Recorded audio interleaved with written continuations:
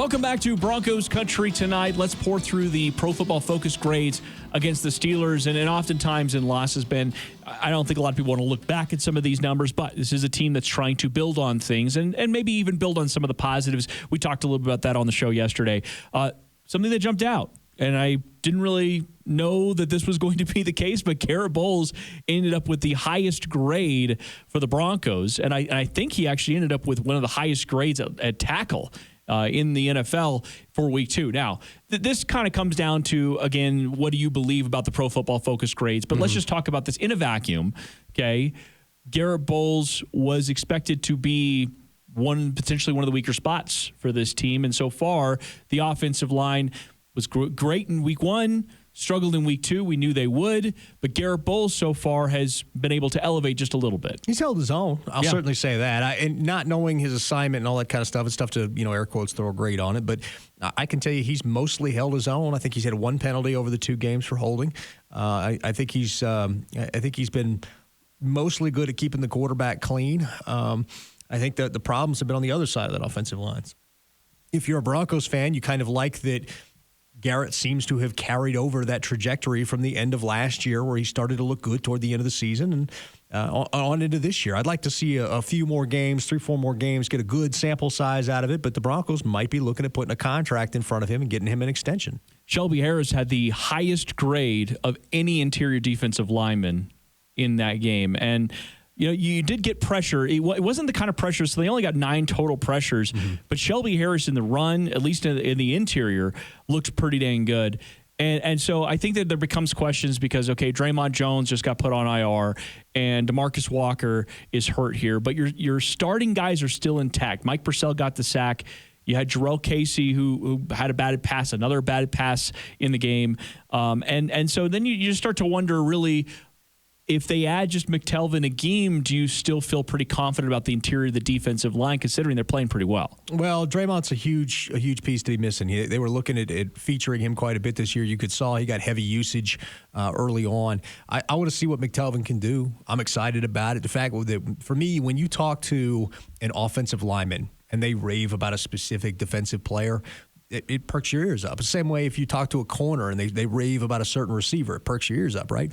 So, the fact that all the offensive linemen kept talking about how great McTelvin was, I'm interested to see what he can do and step into that role, and I'm hoping that he can be as productive as those offensive linemen think he can. Continue on some of the observations here from Pro Football Focus. Justin Simmons had a fantastic grade. You had the one thing that you had a little bit of against him on one of the touchdowns where he was mirroring, and you needed him to kind of drop back and basically be able to cover it a little better there.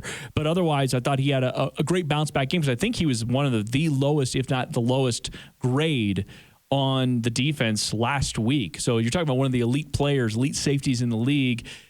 Again, whether you believe in the Pro Football Focus grades or not, he definitely had a bounce-back week, and then that's very encouraging because with the secondary kind of going through some changes, adding some young players, he needs to continue to play at a high level. He does, and he's going to be relied on for that. And, I didn't think the game against Tennessee was as bad as everybody thought it was, but it was a poor game for his standards. Justin sets a high standard for himself, and it was not his best game. The Pittsburgh game, you come back, and, man, did he have a bounce-back game. Led the team, I believe, in tackles, had the interception, 2 or 3 passes defensed. He was all over the field in that game, and I think that's who Justin is. You have a bad game, and he resets the bar for himself and goes out there and does the darn thing. So I thought he looked pretty good out there. I'm hoping he can carry that forward against Tom Brady and the Bucs. Michael Ojemudia is a guy I want to talk a little bit about because he ended up having the second highest grade for the Broncos last week against Tennessee, but he was the worst against the Steelers. Right. And part of it was the 10 targets. He had no question. He had a game high, but a team high, 10 targets.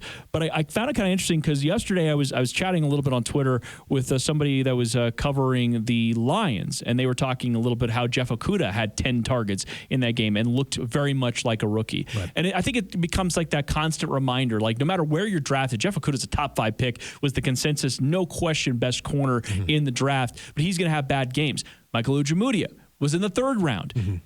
not many people were talking about Ojemudia as, well, maybe some people were even talking about it as a day two, but more than anything, it's just a reminder that these cornerbacks, no matter where they are drafted, they're going to have games like this. What it is about the response that they have afterwards. I believe that Michael Ojemudia is going to show much better against the Buccaneers, even with all of those weapons. Well, and NFL teams are not mysterious in what they're going to do. You see a rookie corner out there, you're going to pick on him until he shows that you can't. And that was the thing. Ojemudia made some rookie mistakes. The Claypool touchdown, he probably could have either broken up the pass or tackled him after he caught it. But instead, he was over there throwing arms up at the ref like, what the hell? Because Claypool had, put a kind of a stiff arm on him looking for a flag. You're a rookie. You don't beg for a flag. You go make the play. The flag, you worry about that later. And so, he got caught peeking on that and then tried to catch up, and then he couldn't.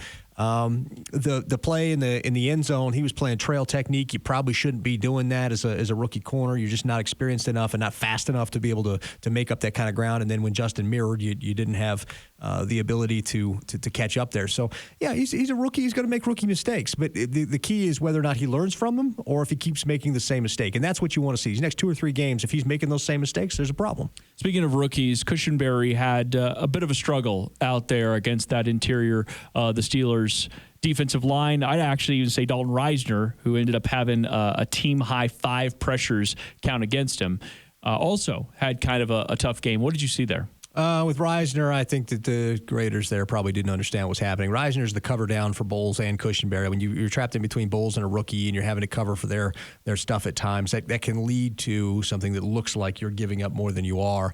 I thought Cushenberry had a bad day. I mean, just being honest, I think he can do better. I think he sets a better standard for himself. I don't think Reisner was as bad as the grade that they gave him. I think Reisner just got stuck in a bad situation where he was having to cover up for 2 players on either side of him that are not at his talent level.